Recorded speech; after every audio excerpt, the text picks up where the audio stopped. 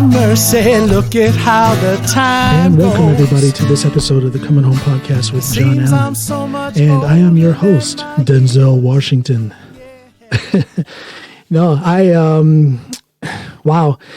It's been a crazy last couple of days. I was on TV yesterday.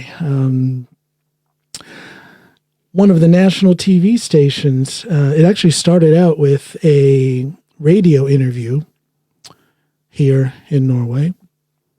And then a TV crew came by and filmed a little and did a little spot on your humble hosts.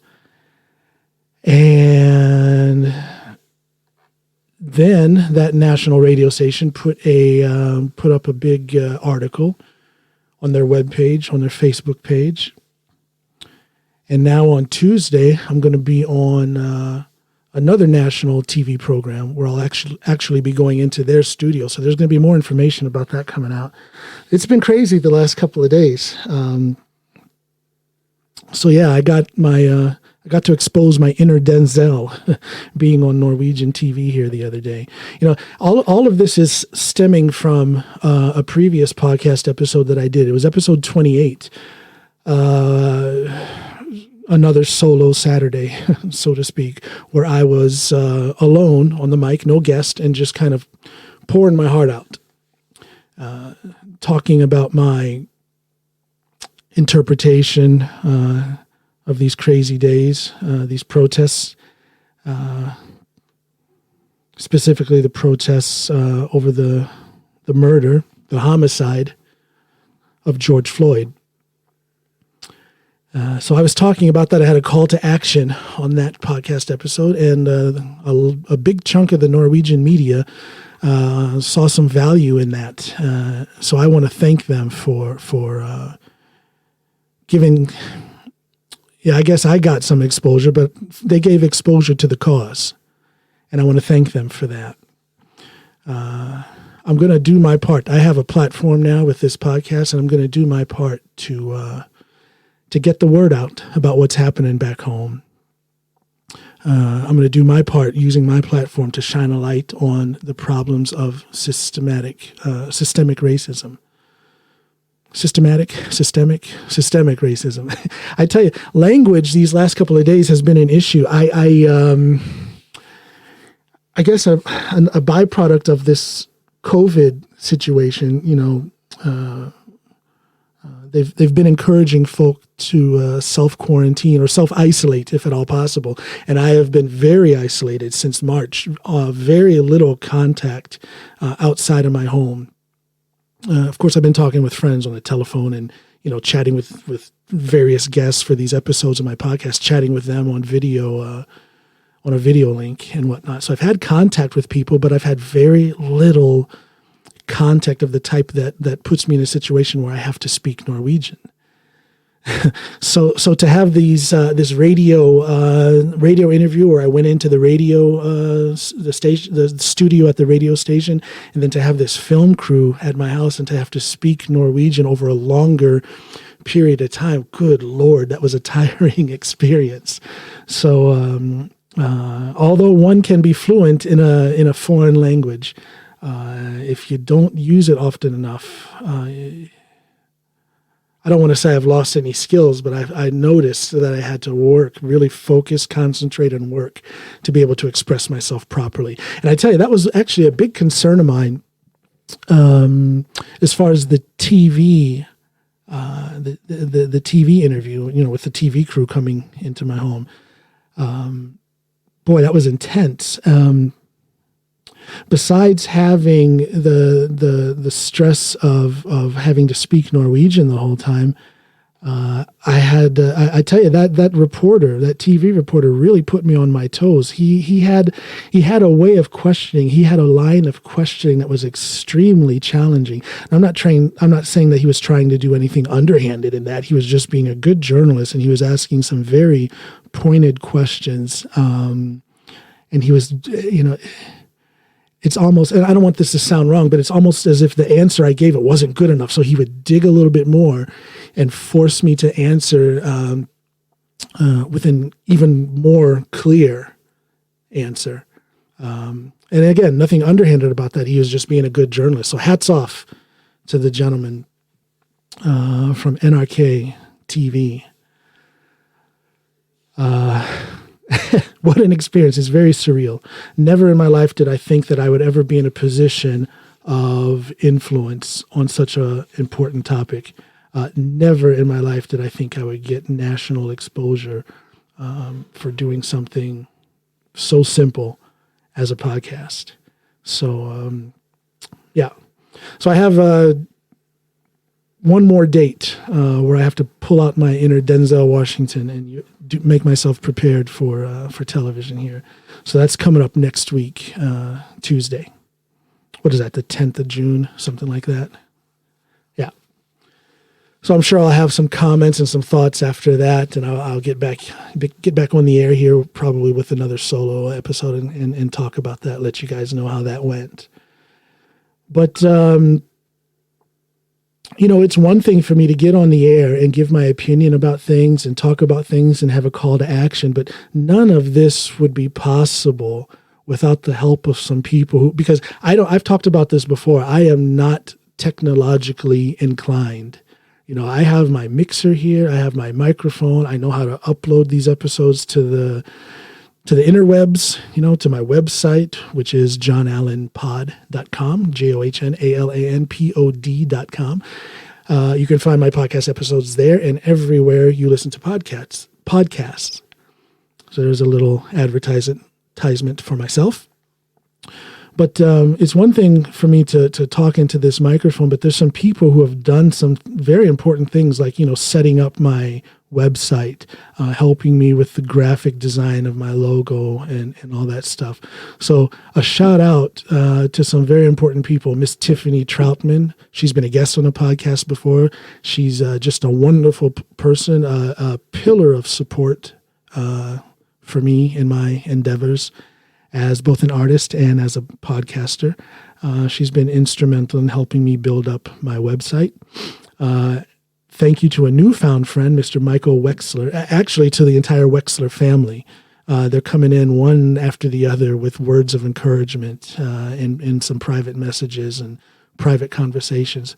But thank you to Michael Wexler, another pillar of support. Thank you to Miss Ellen Lalande. She is the fantastic graphic designer who's responsible for my logo. Thank you to Jennifer Strand and Russell Morgan for helping me with my website design. And most recently, thank you to Miss Barr Scott. Now, this is a solo Saturday, but tomorrow, that would be 1 minute after midnight, Sunday, early Sunday morning, Norway time. That episode will be available, a pre-recorded episode from a couple of days ago with Miss Barr Scott. I actually spoke with her the same evening after the TV crew had been here. So it was all fresh in my mind. You guys can hear me talk to Miss Barr Scott. I tell a very interesting story towards the end of that podcast about how Barr and I became known to each other. It's actually me who found her. So check out that episode that's coming 1 minute after midnight, Sunday morning, Norway time. I guess it'd be 1 minute after 6 p.m. Eastern time in the United States. And then you guys and the rest of the world just figure out what time that is, wherever you may find yourself. So that episode's coming up. Wow. So many new opportunities that have opened up since that episode 28. Like I said, the Norwegian media has seemed to latch onto that, and they're helping me to expand my platform, by interviewing me, by filming me, inviting me to this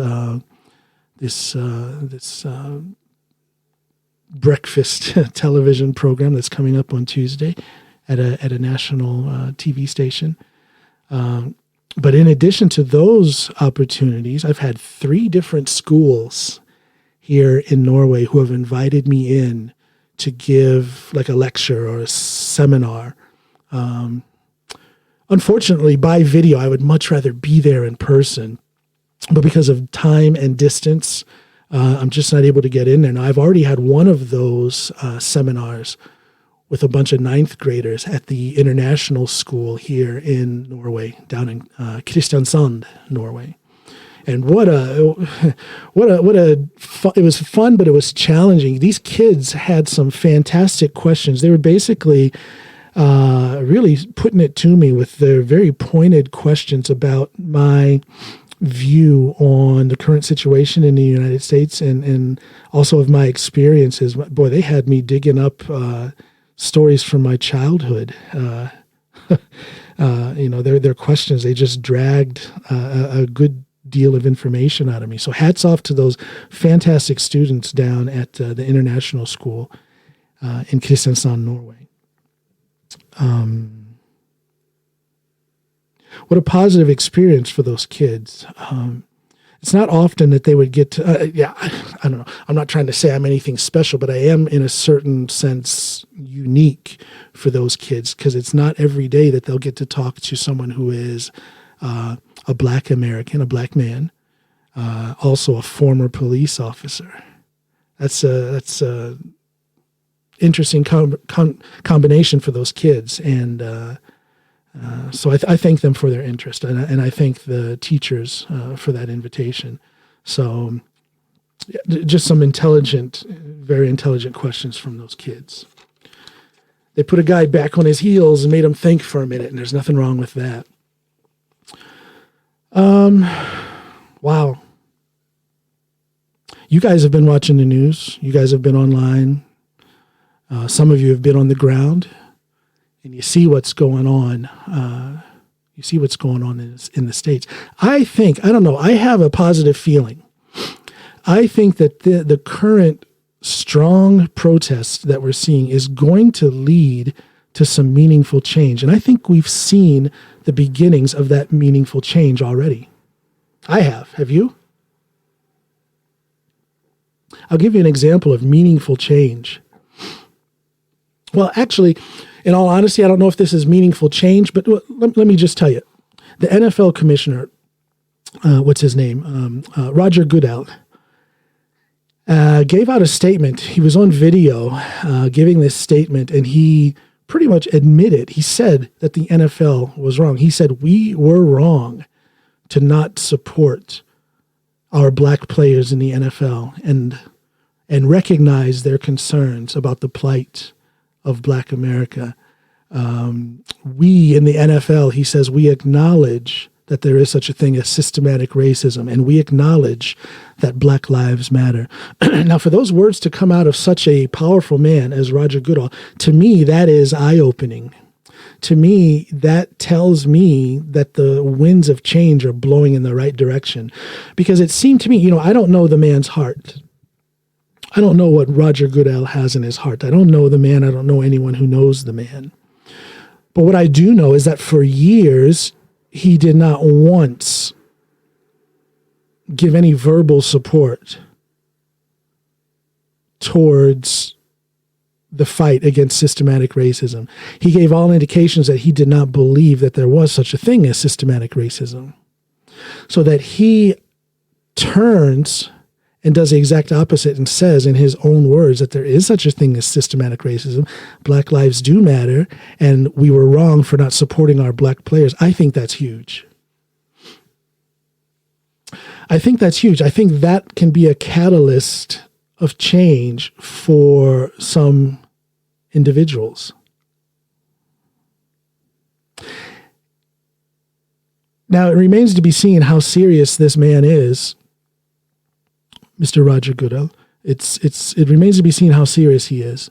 When the NFL season starts back up, I don't know if there's going to be a season this year. Who knows? The COVID situation, who knows if there's going to be a season. But the next time these players suit up and get on the field, let's just see what happens. Because I can guarantee you there's a good number of players, both Black and white, who wanted to kneel in protest to systematic racism and police brutality. I know there's players, you have to assume there were many players who wanted to do that, but they didn't do it out of fear for their jobs. I think that's a safe assumption to make. But now that Roger Goodell has come over out of the dark side, I should say, now that he's done that, what will that mean for the NFL? And that is an influential organization. How many millions of people, all told, watch NFL games during the course of a season? So that's a lot of people that'll be influenced if Roger Goodell is serious in what he said the other day about his support. We'll see. But, what's interesting is that at the same time as Roger Goodell says that, he admits that the NFL was wrong not to support black players who wanted to protest systematic racism and police brutality and unequal protection under the law, because that's what they wanted to protest. I'm not gonna address the other side, that certain demographic that tried to make it sound like Colin Kaepernick and others who supported him were against the flag. That's just the biggest crock of what. That is not what he was protesting. You can hear what he was protesting in his own words. Look it up online. It's not fake news. Colin Kaepernick said very clearly that he was protesting police brutality, systematic racism, and the plight of Black America, unequality, unequal protection under the law. That's what he was protesting. So anyway, at the same time as the NFL commissioner says that he is for all of that now, a couple of days before that, maybe 3 days ago now, the coach of the Denver Broncos, Vic Fangio, I believe is how you pronounce his last name, the coach, head coach of the Denver Broncos, he said, "I don't see racism at all in the NFL." Now let's talk about that statement, because I think let's just shine a light on that statement and what that means. He says, "I don't see racism at all in the NFL." I don't know, is that a form of gaslighting? At the very least, it is a deflection from the focus at hand, or from the issue at hand. It's a deflection of focus from the issue at hand. I apologize for my fumbled speaking. I'm so tired, people. And again, my head is probably 65% filled with Norwegian right now, so my English is a little garbled. So at the least, that is a deflection of focus from the issue at hand. The issue at hand is not whether or not there is racism in the NFL. The issue at hand is this whole thing about systematic racism in the United States, especially in police forces and in the judicial system. That is the focus.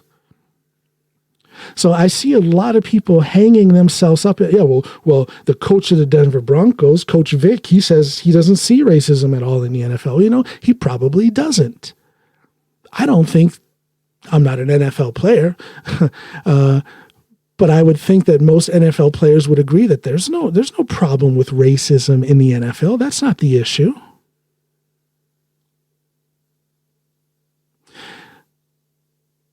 The issue is systematic racism in the United States. And I guess within the NFL, the issue was the inability of players to openly protest, to openly state and protest them being against systematic racism in the United States.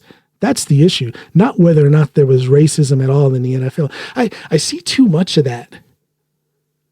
That people trying to twist. Let me just go back to what I said in episode 28. Just be quiet for a little while and listen. Be quiet, listen, learn, and then become an ally and act. Stop trying to be right. Stop trying to debate with the intention of winning something. You're not going to get a prize if you score points, if you can type on Facebook a few zingers and make somebody look stupid. The Denver Broncos coach says, "I don't see racism at all in the NFL." Well, you know what? He probably doesn't, because that is not an issue. An issue is the stifling of black athletes in the NFL, especially Colin Kaepernick. The issue is a stifling of Colin Kaepernick and other athletes in the NFL who had a desire, who felt a need, a justifiable need, to protest systematic racism in the United States, to show their support in that movement. That's been the issue. And God bless the NFL commissioner, Roger Goodell. Goodell? Am I saying it right? The NFL commissioner, God bless him for at least making that statement. That statement gives me hope. The NFL and the situation with Colin Kaepernick it's been a big issue in this whole debate, which it blows my mind that there needs to be a debate about systematic racism in the United States. Why are we debating this? Why is there an argument about this? It's happening. It exists. Everybody saw what happened to George Floyd. You saw it with your own two eyes.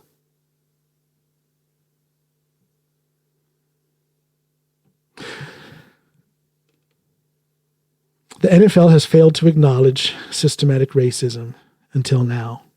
So good for you, NFL. Good for you, Mr. Roger Goodell. It's about time.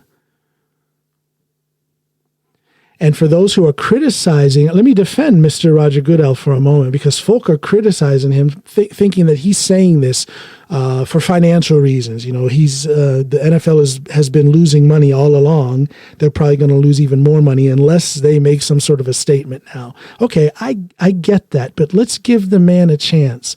Let's give the NFL a chance, because imagine, let's think about that. Just imagine for 1 second what that would mean to the movement if such a large and powerful and profitable organization as the NFL were to get on board and become an honest ally. Think about that. Huh? Now, it's a fact. It's not fake news. It's not opinion. It's a fact that the United States military has paid the NFL to promote them. You know, making it a big ceremonial event to sing the national anthem and to display the military, to display the flag and whatnot during these NFL games. And that's great. That's great. I'm a former cop. I am a U.S. Marine. I love my country, and that's great. One can feel proud during such ceremony. As we see displayed in NFL games. One can be very proud of that. But let's also be realistic, because that flag that we see waving in these NFL games, it's not living up to the standards that we have demanded of it. With liberty and justice for all, is everyone getting the same level of liberty and justice? Is that really anything to be debated? And if you accept the reality that liberty and justice is not meted out to every American citizen equally as it should be, when you accept that fact and that reality, how can you then demonize any NFL player who chooses to go down on a knee in the hopes of lifting up our flag to live up to the standards that we have demanded of it? It's in our Constitution what the flag is supposed to represent, what our country is supposed to be about, and how liberty and justice for all, how liberty and justice should be handed out. Free of charge is not something you have to work for. It's something you deserve and you get as an American citizen. So when we see that that is not happening on an equal basis, how can you then demonize anyone who protests? Anyone who protests the fact that that's not happening? Where is the debate in that? I see nothing that's debatable in that. And that's not me being closed-minded. That's me just looking at the situation as it is. We know that liberty and justice is not equal for all.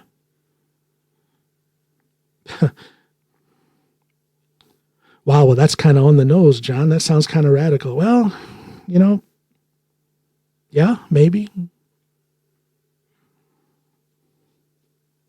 And don't get it twisted. My podcast is not going to be, they wrote, excuse me, they wrote in the article on NRK's website. They wrote in that article, they wrote something like, I think the headline was, let me try and translate this to English. Basically, the headline was, former police officer in America has made a podcast to bring light to shine a light on the subject of racial inequality and systematic racism in the United States. That's not why I made this podcast. I made this podcast for other reasons. Like I said, it was episode 28 that got all of this attention. If you guys have been listeners of mine before, you've heard I've had comedians on. I have a current Norwegian police officer who's been on. I've had just an average Joe from the street who I happen to be friends with. Those are the kind of people that I've been talking about, and we've been talking about everyday subjects, normal subjects. So I didn't start this podcast to preach or to be political. However, I will from time, solo Saturday, maybe every Saturday, I'll be alone and I'll speak my mind about what's going on back home. Because I have the platform to do it, and I would be wrong. It would be wrong of me if I didn't use my platform to speak out and hopefully reach some people and pull them into the conversation. Not push them into the conversation or push them into anything, but pull them in, bring them in. Dialogue. Just listen for a minute. Listen. Be quiet for a minute. Listen. And then think and learn and then become an ally. So this isn't going to be a political podcast. I may have a political episode. Well, let me take that back. I'm not talking politics here. Not once have I mentioned left or right. I'm not talking political. I'm talking human rights. And there should be nothing political in that. Like I say, where is the debate? I don't see that there should be a debate on this subject.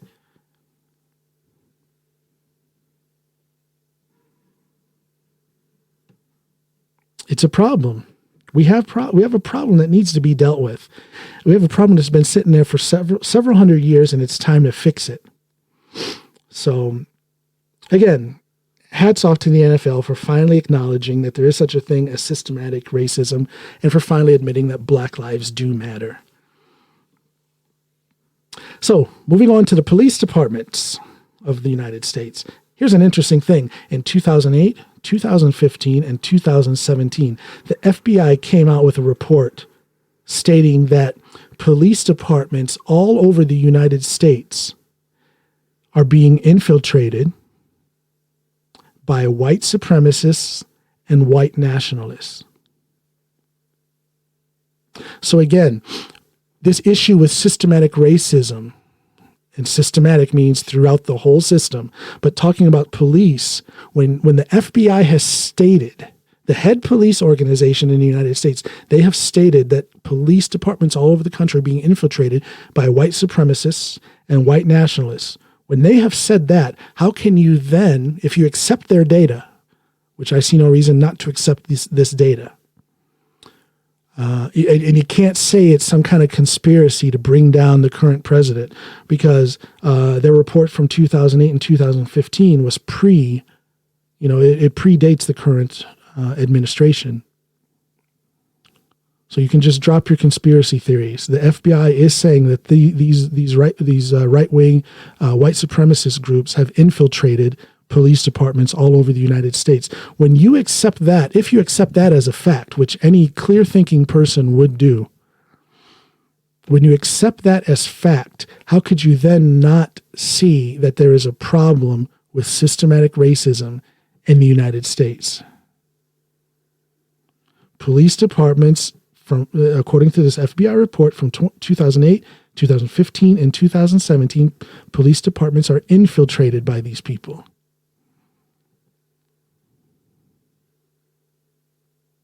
Now, I'm not saying that to be any kind of a doom and gloom podcast. That's not what I'm doing. I'm saying this for the benefit of information. If you've never heard about those reports before, then look it up. Don't take my word for it. Look it up, and don't look it up on some crazy dark web website. Go into the FBI's webpage. I don't know what that is. I don't know, FBI.gov or something. I don't know. Go in, look at it, look at the numbers yourself, look at what they're saying. And if you take that seriously, that alone should be a reason for you to be more of an ally in the current movement.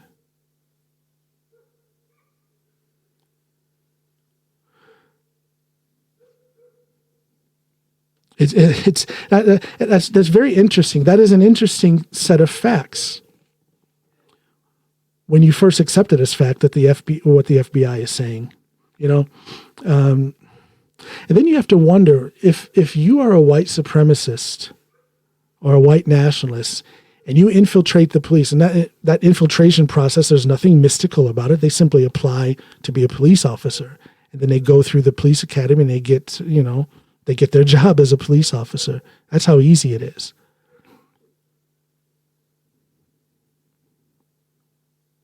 So when that happens, and those cops are out on the street, what kind of policing do you think they're going to do? They're not going to be. They're probably not going to apply. There's a reason why they're trying to get into the police. They're trying to have some sort of effect. I would guess that those cops from these white nationalist groups, they're not trying to get into the most affluent into the police departments that police the most affluent areas of the United States.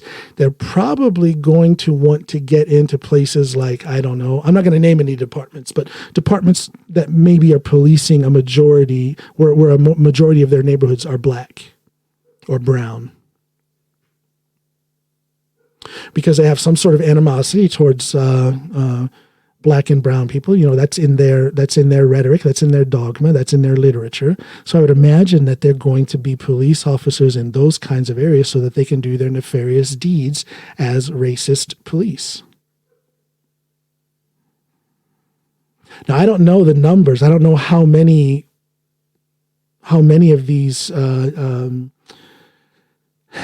white supremacists and white nationalists, I don't know how many of them have infiltrated the police. I don't have the data on that. Maybe that's in the FBI's website. I don't know. Maybe it is. But how many of these people are police officers now? It's interesting because you'll hear people, some people who deny the presence of systematic racism. They'll say things like, most of the cops I know are good cops.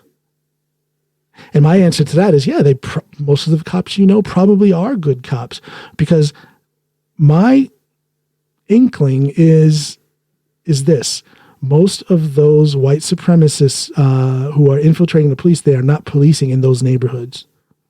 They're policing in places like Ferguson. I'm not saying they are in Ferguson, but they're policing in places like Ferguson. In places like that, the city in Georgia where Ahmaud Arbery was murdered. Let's talk about that. It wasn't police who killed Ahmaud. Those were civilians. But when you look at what happened in the system, and here we go with that word again, systemic racism. When you look in the system, and I'm talking about from the local police and on up through the judicial apparatus in Georgia there, where no charges were brought for that murder. For what, a couple months at least? 3 months, was it? March, April, May. Yeah, a couple months at least. No charges for that murder. How does that happen? They were sitting with film of that murder, and yet there were no charges to be brought until the film went public. I don't know. Is that a problem with the system? Could that be an example of systemic racism? I think so. chances look pretty good for that being the case. Most of the cops I know are good cops. Yes, they probably are. I was so fortunate. The south end of Chicago, there's a lot of crime there. A lot of crime. South Chicago, the south side, everybody talks about that. And yes, it is pretty rotten. But where I worked, it was a fairly affluent area. And we were a bunch of good cops there. I was so fortunate, so blessed to work with that good gang of cops. Gang, that's probably the wrong word to use. That good group of cops that I worked, some good brothers and sisters that I worked with there. But I won't run with that thought and just expand it exponentially to blanket the entire police community. That would be naive. That would be ignorant of me to think that just because everybody I worked with were good cops, that all cops are good. That's not true.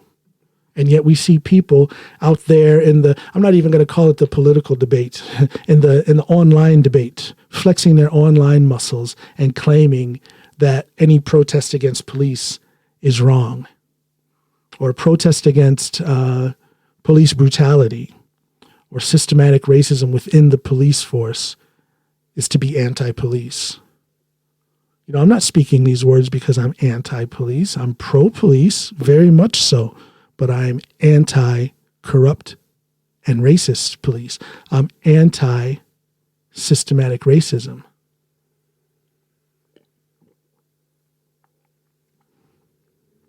Had to drink a little water there. I tell you, my throat is, it's really getting run around the track for a few extra laps here these last few days. A lot of talking between that radio interview and the TV spot. I'm not used to talking so much. Maybe I'm talking too much. I don't know. So,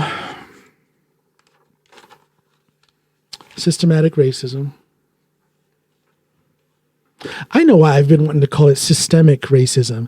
It's systematic racism. Systemic racism. In Norwegian, it's systemisk rasisme.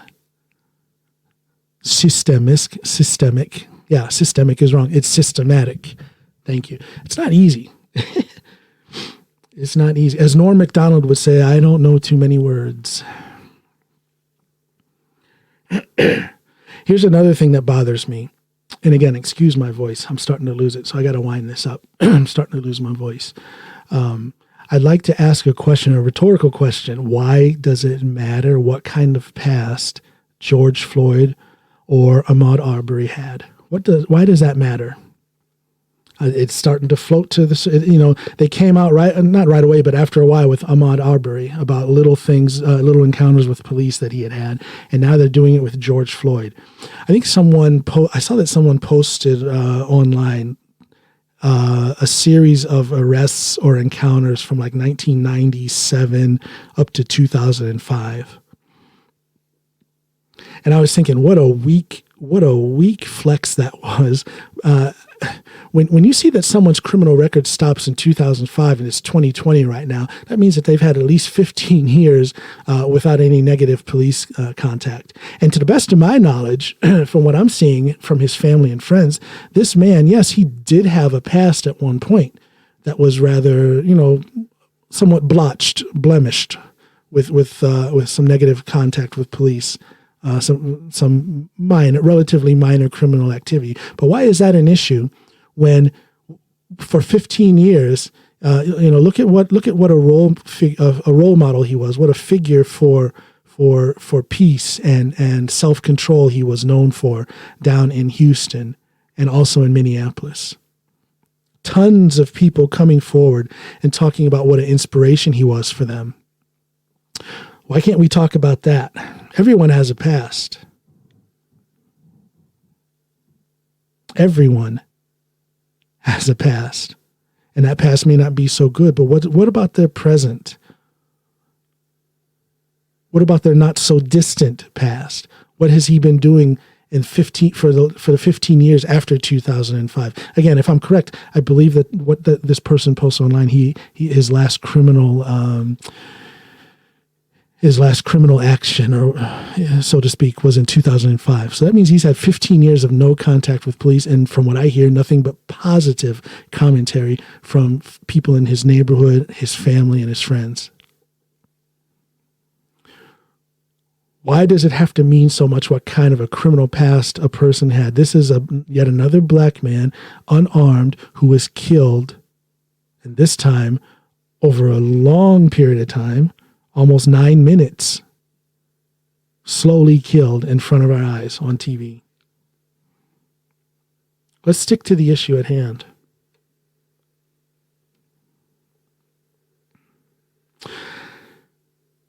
So stick to the issue at hand. Just be a good ally. Admitting that there is such a thing as systematic racism, that doesn't mean that you're saying all cops are bad and all white people are racists. If all white people were racist, I would have a very lonely existence here in Norway, because you know how many black friends I speak with daily? 0.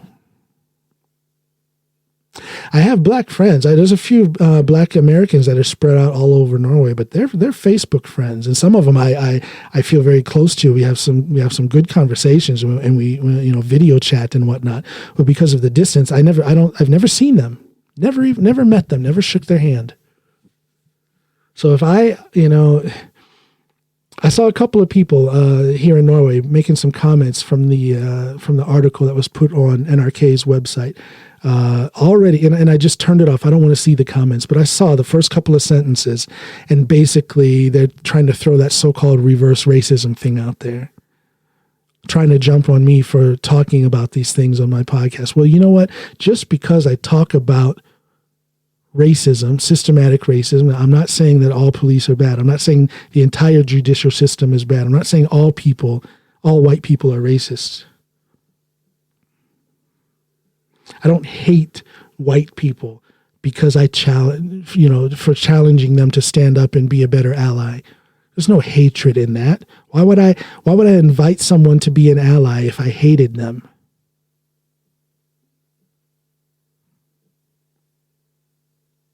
It's nonsensical. I put it before you that anyone who comes with that sort of an argument is not interested in furthering dialogue.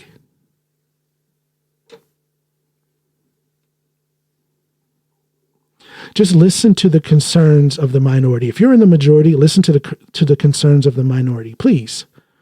And I guarantee you will feel for yourself. You will feel much more honorable if you do that. If you listen to the concerns of the minority. And if you then actively do something to help right the wrongs that have been heaped upon the minority, you can't help but feel good. You can't help but expand your essence as a human being if you do that.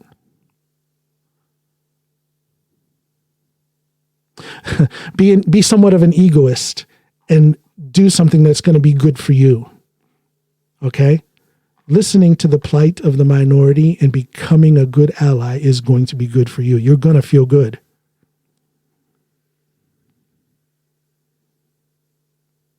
I promise you. All right. Solo Saturday. Maybe that's going to be a thing. Solo Saturday. Thank you all for listening to this episode of the Coming Home Podcast with John Allen.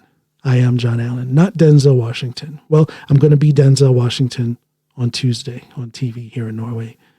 But for now, I am your host, John Allen. Bye, everybody. I'm coming home.